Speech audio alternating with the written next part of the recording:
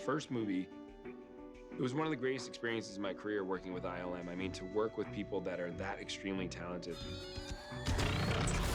working with that level of creativity is something that I don't think is achieved very often.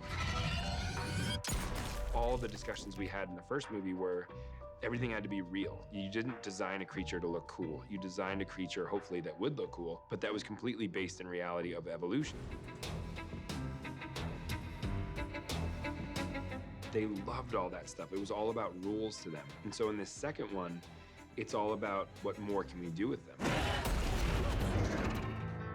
From the get-go, it was really closely working with John, pitching ideas to him. How do we elevate it for this movie? And what's a different idea? What's something new? How do we make it better every time we can?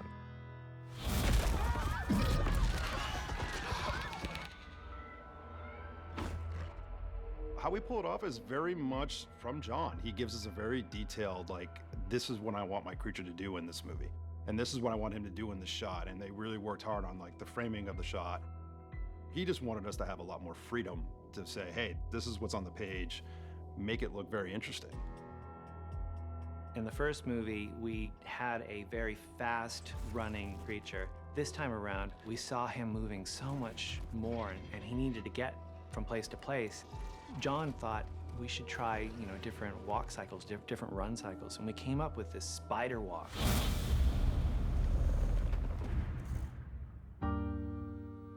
A creature that size wouldn't normally be able to move really quickly.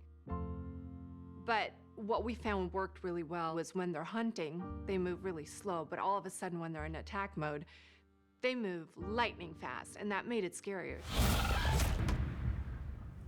And then the flaps was always that sort of idea. John always described it as sort of, seaweed moving underwater like a current hit it. And they shaped around depending on the direction of where the sound came from. And they kind of anticipated them hearing, actually.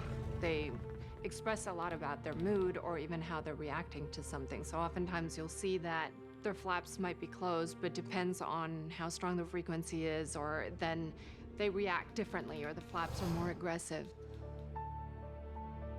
The first movie, John always felt he looked better if he was darker. He just looked better if he didn't have a lot of kick, not too shiny. Little sheen. Sheen is different than shine. And in this script, our creature was going to be in far more lighting circumstances, barely seen, really seen, full daylight, a lot of different textures and colors and component parts to making him look good and look real in all these various locations. When you have darkness, you can hide some things, right, with how the light hits it and all that. So we gave him lots of options to play with highlights and contrast, and really to make it feel like the creature was there, but also not so present that it popped out and wasn't part of the what looked like the original photography. So that was definitely a bit of a dance to get that right. It's all this subtle stuff you've got to go through to make this thing look appropriate for the sequence, for the scene, for the shot, but also look kind of mean and cool, too. And that's the fun of it. You think of these cool ideas, and then you actually have to go and shoot it. I've been there before.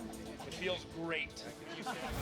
Shooting on location is the best way to portray a story.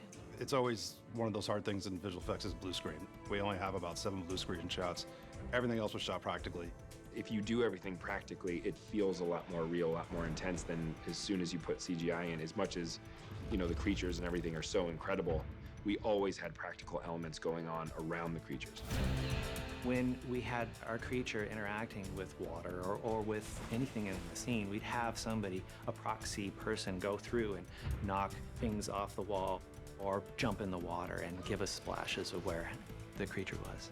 It's an interplay of acting, physical effects, and animation being added to all of it to try and keep the gag going. It's a fun challenge for me as a compositor because it's like, okay, well, my job is to make him look like he's in the film. There's a lot of thought process that goes into all that because you have to figure out what's the best way to actually pull it off.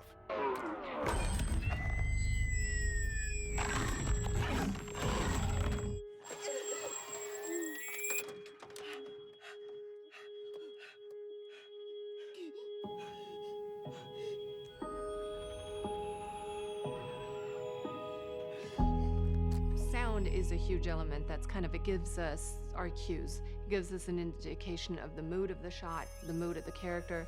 In this case, the character doesn't talk, but you still know, like, if it's making sounds, if it roars, what the character is even supposed to do. Everything you hear is just as important as everything you see. Less is more sometimes. It wasn't, wall-to-wall creatures huffing and breathing and clicking and roaring, but you'd have a little click and then just silence, and the character would hold their breath. We push ourselves to how intimate and how quiet and how delicate can we get with sound. Like, go completely silent. It's always exciting to be able to work on something where you have to tell the story with sound and visual, and there's no verbal language to really get you there.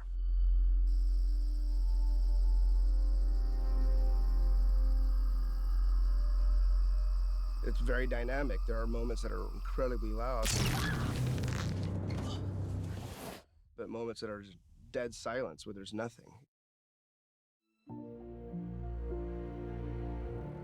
We've established a logic to this universe, and we really set it up in the first film in regards to how much sound is too much sound that'll attract the creatures and get you killed. So there's always a struggle between wanting to have a scene be dramatic and following the rules of this universe that we've established. And that's literally how you are going to play sounds and how quiet you can get, and which isn't necessarily always the most dramatic way to play it. So there's always this sort of tightrope balance that you need to do between playing the reality of the universe and what's going to be the most dramatic.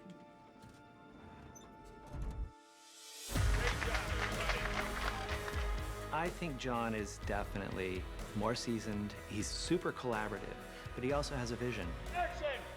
He's grown much more confident in every aspect of filmmaking.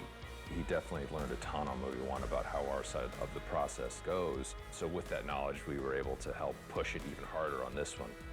I think that's one of the saving graces for visual effects, is that we can really help the filmmaker tell the story and refine the story as we go. It was an incredible experience because this is a group of people who their entire job is thinking of things that your imagination is limitless. You can go anywhere you want and do whatever you want. And they are so excitable, so excited about what they do. They made my job really, really easy. I'm just so proud of everything in this film, just everybody who worked on it, all the collaboration. It was exciting to be a part of, really. This is a really, really thrilling movie for a lot of ways for ILM.